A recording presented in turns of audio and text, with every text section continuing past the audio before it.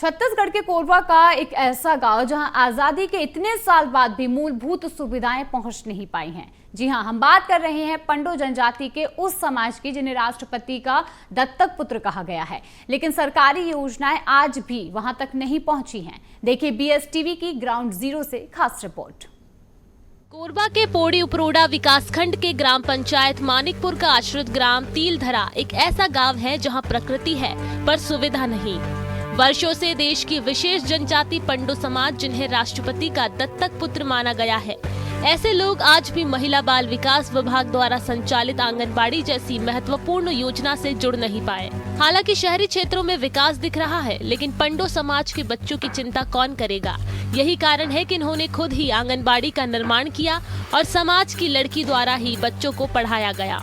झोपड़ी सा दिख रहा है, कोई आम आंगनबाड़ी नहीं, इसकी दीवारें खुली है, छत घास फूस की है और बुनियादी लकड़ी की है, लेकिन यहाँ जो सबसे मजबूत है वो है उम्मीद। इस अनोखी आंगनबाड़ी का निर्माण किसी सरकारी योजना से नहीं, बल्कि पंडो समाज के आत्मबल और जागरूकता की एक मिसाल है। अपने बच्चों के भविष्य की चिंता ने समाज को आंगनबाड़ी निर्माण करने पर मजबूर कर दिया, जिसकी उम्मीद शायद प्रशासन से भी नहीं थी। हमारे यहाँ कोई व्यवस्था नहीं है आंगनबाड़ी का। तो यहाँ का चीज होता है? यहाँ का चीज हो, यही तो आंगनबाड़ी गाँव ऐसे बनाई है। झाला झोपड़ी। हाँ, झाला झोपड़ी। जगह नहीं है तो झाला बना के यहाँ लड़का मतलब पढ़ाई करत रही। सुनीता बाई पढ़ात रही। का पढ़ता? अनार के, आम के, हिंद के, आलू के, ऋषि के, और कौन पढ़ाते रही तुम? अभी कौन पढ़ाते? सुनीता मैडम। अब का हो गया? और शादी हो गई, चल रही। तो अब कौन पढ़े?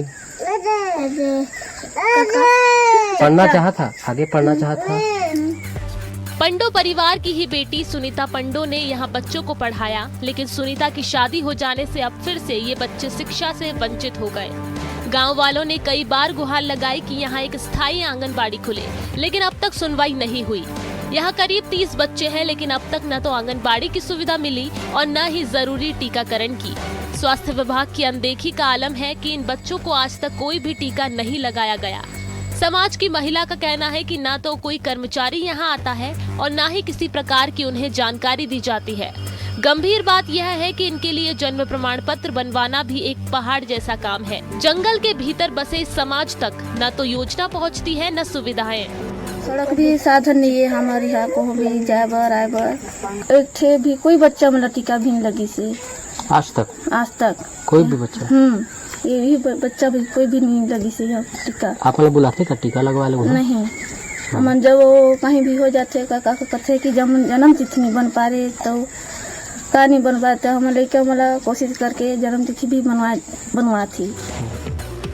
पंडो समाज की इस कोशिश ने ये तो दिखा दिया कि अगर सरकार ना भी साथ दे तो समाज अपनी लड़ाई खुद लड़ सकता है। लेकिन सवाल यही है कि क्या इन बच्चों की जिम्मेदारी सिर्फ उनके माँ बाप की है या फिर सरकार और व्यवस्था की भी कुछ जिम्मेदारी बनती है। जब तक इस सवाल का जवाब नहीं मिलता, तब तक ये झोपड़ी आंगनबाड़ी हमारी व्यवस्था को आईना दिखाती रहेगी।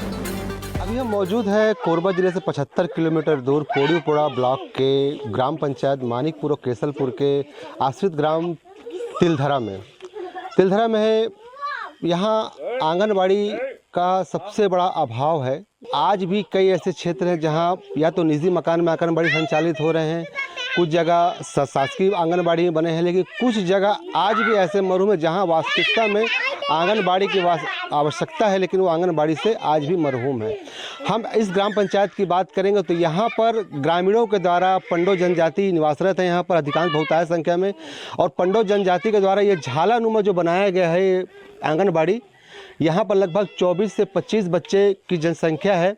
और आप देख सकते हैं कि किस तरीके से ये यहाँ के द्वारा ग्रामीणों के द्वारा निर्मित किया गया मिट्टी और बांस बल्लियों से झाला बनाकर यहाँ पर बच्चों की पढ़ाई के लिए, और बच्चे यहाँ पढ़ते भी थे।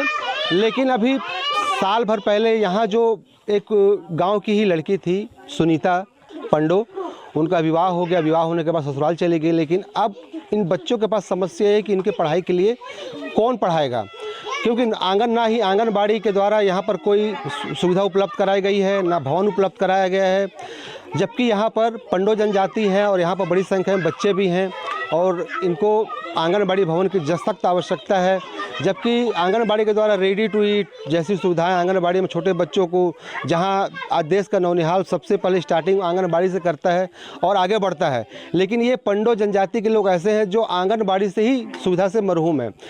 दूसरी बात, यहाँ की महिलाएं जो हैं स्वास्थ्य सुविधाओं से भी काफ़ी वंचित हैं। बताती हैं यहाँ की महिलाओं ने, आपने सुना भी होगा, अभी जो हमने पूछा आपने देखा, महिलाओं का कहना है कि ना यहाँ मितानिन आती हैं। यहाँ पर जितने बच्चे आप देख रहे हैं जो खेल रहे हैं, ना ही ने कोई अभी तक टीका लगा है। ये स्वास्थ्य विभाग की सबसे बड़ी लापरवाही है कि ऐसी जनजाति के साथ जो इस टाइप का भेदभाव पूर्ण जो रवैया अपनाया जा रहा है। और महिला बाल विकास के जो दावे हैं वो कागज़ों में दिख रहे हैं, लेकिन हकीकत धरातल पर कुछ और नज़र आ रहा है। ये जो आपने देखा इस चीज़ की, तो यहाँ से प्रशासन को सबसे बड़ा ध्यान देने की ज़रूरत है कि जो पंडो जनजाति है यहाँ पर आंगनबाड़ी, स्कूल, सड़क, बिजली और पानी जैसी मूलभूत और बुनियादी सुविधाओं का संचालन और भली भांति करे।